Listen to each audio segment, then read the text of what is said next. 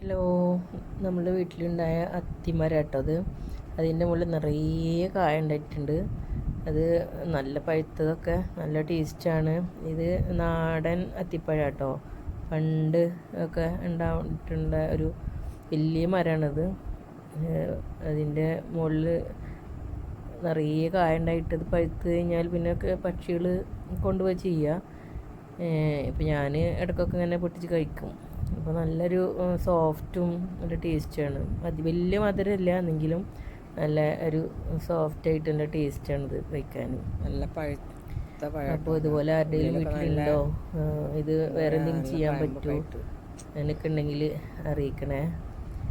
നല്ല എന്താ പറയുക, മധുരമില്ലെങ്കിലും നല്ല ഇങ്ങനെ പ്രോസസ്സ് ചെയ്തിട്ടൊക്കെ എന്തെങ്കിലും ചെയ്യാൻ പറ്റുക അങ്ങനെയൊക്കെ എന്തെങ്കിലും ഉണ്ടെങ്കിലൊക്കെ നല്ലതായിരിക്കും. കാരണം അത്രയും നന്നായി ഉണ്ടാവും. പക്ഷെ ഉണ്ടായി കഴിഞ്ഞാൽ പെട്ടെന്ന് പഴുത്ത് പെട്ടെന്ന് തന്നെ കൊഴിഞ്ഞു പോവും.